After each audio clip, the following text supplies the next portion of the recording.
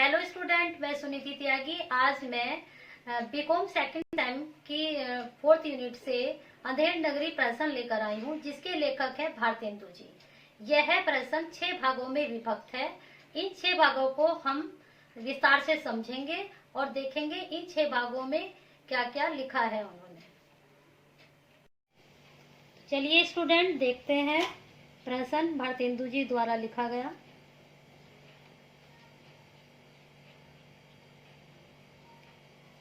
देखिए, ये आपके फोर्थ यूनिट से लिया गया है, अंधेर नगरी, और ये भारतेंदु जी ने लिखा है। अंधेर नगरी भारतेंदु हरिश्चंद्र द्वारा व्यंग्यात्मक और रोचक प्रश्न है। इसका नायक अंधेर नगरी का राजा चौपट राजा है। यह प्रश्न अत्यंत प्रसिद्ध और लोक प्रचलित है। इसमें 6 अंक हैं। पहले अंक पर आते हैं हम। पहले अंक जब शुरू होता है यह प्रश्न, तो पहले अंक में एक महंत अपने 2 शिष्यों, महंत जो है महात्मा जी को बोला जाता है, अपने 2 शिष्यों नारायण दास और गोवर्धन दास, जो उनके 2 शिष्य हैं नारायण दास और गोवर्धन दास, उनके साथ वे भिक्षा मांगते हुए इस नगर में आते हैं।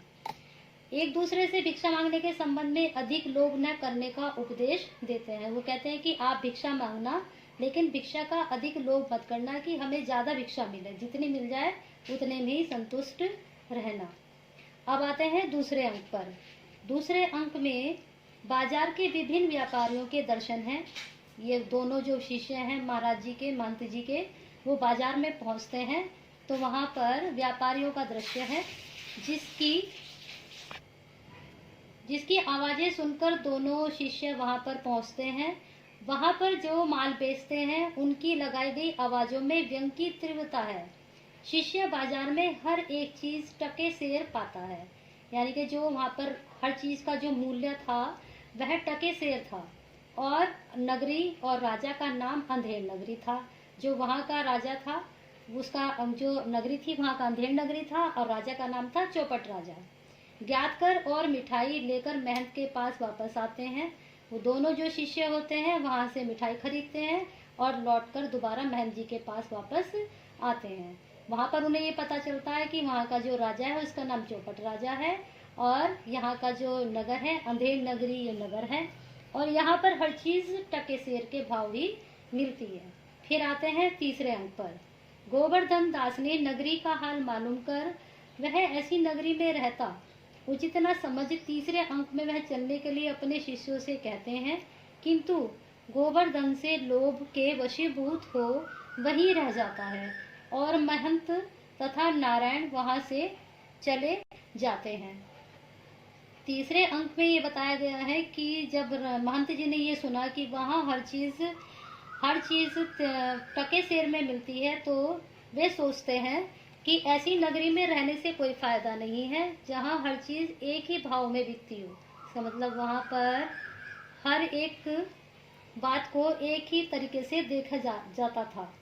तो महंत जी ने सोचा कि यहाँ रहने में कोई अच्छा ही नहीं है, तो शिष्य से बोलते हैं कि हमें अब यहाँ नहीं रहना है, अब हम यहाँ से जाएंगे। लेकिन जो उनका शिष्य होता है नारायण दास, वह मना कर देता है कि नहीं, मुझे नहीं रहना, मुझे तो साथ में चला, लेकिन गोवर्धन वहीं पर लोभ के वशीभूत होकर उसी नगरी में रुक जाता है। फिर है चौथा अंक।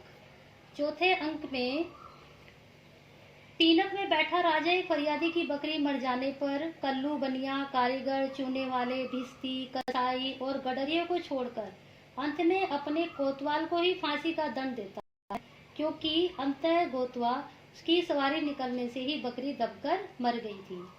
वहां नगरी में एक बकरी मर जाती है, एक कल्लू बनिए की, तो वो राजा के पास फरियाद लेकर जाता है। तो जब सब एक दूसरे के ऊपर डालते चले जाते हैं कि इसने मारी है, ये इसकी वजह से मरी है, तो लास्ट में जो उसको पकड़ते हैं कि कोतवाल की वजह से ये बकरी मरी है, तो उसको फांसी चढ़ाने के लिए तैयार हो जाते हैं। फिर आते हैं 5वें अंक पर। 5वें अंक में कोतवाल गर्दन पतली होने के कारण गोवर्धन पकड़ा जाता है, ताकि उसकी मोटी गर्दन फांसी के फंदे में ठीक बैठे। अब उसे अपने गुरु की बात याद आती है। इस अंक में क्या होता है कि कोतवाल को जब फांसी चढ़नी होती है, तो जो फांसी का फंदा होता है वो कोतवाल की गर्दन में नहीं आता, तो कोतवाल कहता है कि जो इस फांसी के गर्दन के लायक हो उसको यहाँ पर बुलाया जाए। तो वो जो गोवर्धन शिष्य वहां पर रहा था तो उसको पकड़ कर लेकर आ जाते हैं। वो कहते हैं कि इसकी गर्दन बिल्कुल सही बैठ रही है इस फांसी के फंदे के लिए।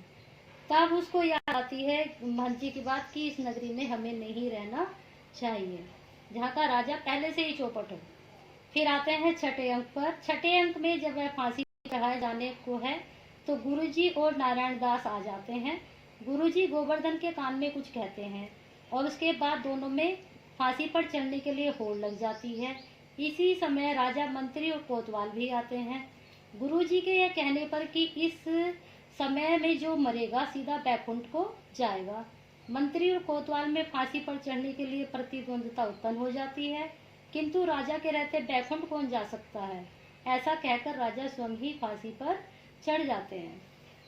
तो ये महंत जी के कारण गोवर्धन की जान बच जाती है और राजा खुद ही फांसी पर चढ़ जाता है। भारतेंदु जी का उद्देश्य लिखने का यह था कि जिस राज्य में विवेक अविवेक का भेद न किया जाए वहाँ की राजा के द्वारा प्रजा सुखी नहीं रह सकती। यह व्यक्त करना ही इस प्रश्न का उद्देश्य रहा है भारतेंदु जी का। तो आज का विषय यहीं पर खत्म होता है स्टूडेंट, और अगले पाठ्यक्रम के विषय के लिए आप इसी तरह से जुड़े रहें।